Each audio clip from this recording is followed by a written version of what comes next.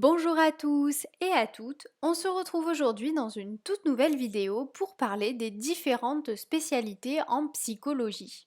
Avant toute chose, comme d'habitude, n'oublie pas de liker la vidéo si ce type de contenu te plaît, de t'abonner et d'activer la petite cloche pour recevoir les notifications de nos prochaines vidéos et de nous suivre sur les réseaux sociaux si ce n'est pas encore fait.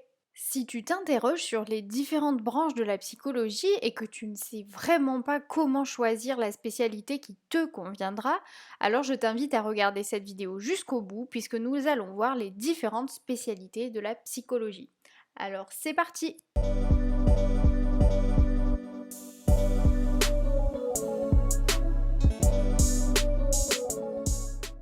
Si tu as envie de te lancer dans des études de psychologie ou que tu débutes ton cursus et que tu es en panique à l'idée de savoir quelle spécialité choisir, pas de stress, tu n'as pas à le faire tout de suite. Au cours de tes 3 années de licence, tu vas avoir une sorte de tronc commun dans lequel tu vas apprendre les bases de différentes branches de la psychologie.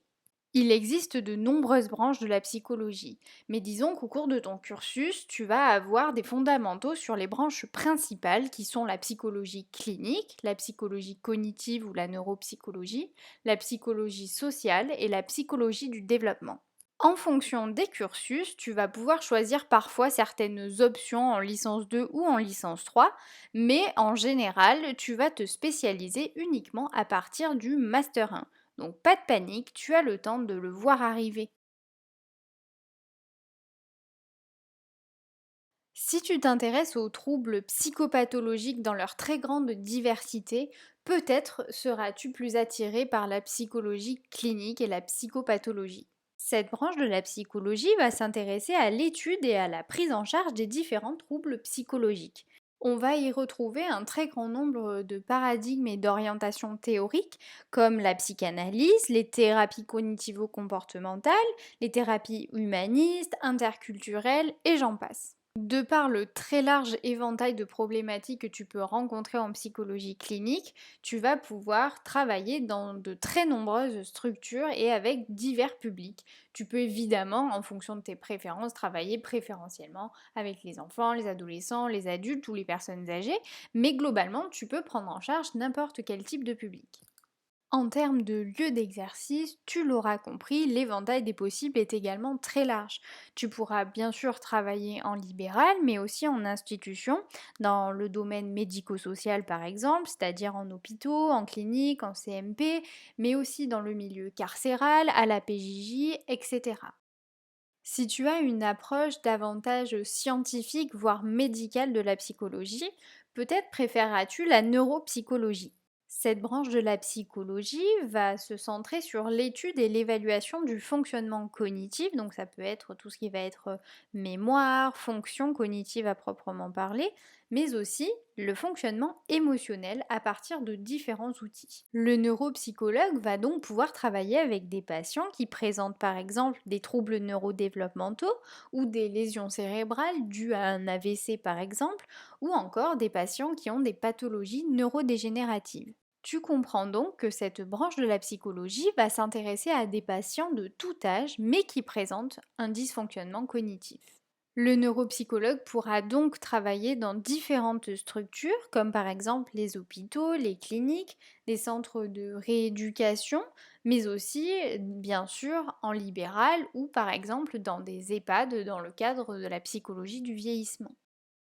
Si tu t'intéresses davantage à la dimension groupale de la psychologie, alors peut-être que la psychologie sociale est faite pour toi.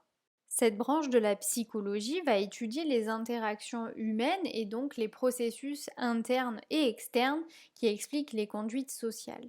En tant qu'expert dans les relations interpersonnelles, le psychologue social va pouvoir exercer dans divers domaines diverses missions.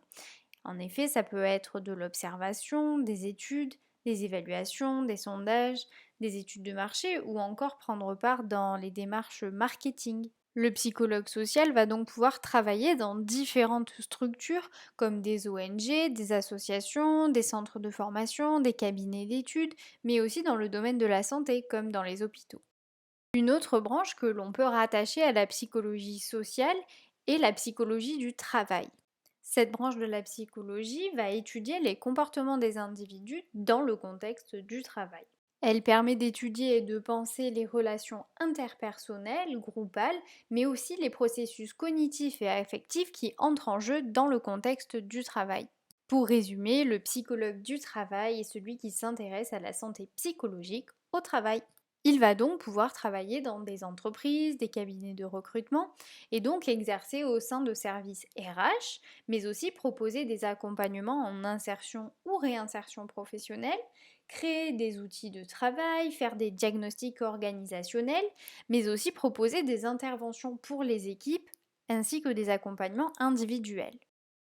Pour terminer, il nous reste une dernière branche de la psychologie. Il s'agit donc de la psychologie du développement. Cette spécialité va donc s'intéresser à l'étude du changement tout au long de la vie. Dans l'esprit commun, les psychologues du développement travaillent majoritairement avec les enfants ou les adolescents, mais on oublie aussi qu'il y a une très grande partie de la psychologie du développement consacrée à l'étude du vieillissement. De ce fait, les psychologues du développement vont pouvoir travailler dans des structures qui accueillent des enfants en tout genre, que ce soit dans les crèches, les écoles, dans des MEX, des IME, des ITEP, etc.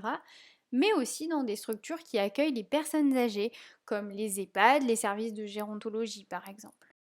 Voilà, nous avons maintenant vu les différentes branches principales de la psychologie qui sont en tout cas abordées pendant les études de psychologie.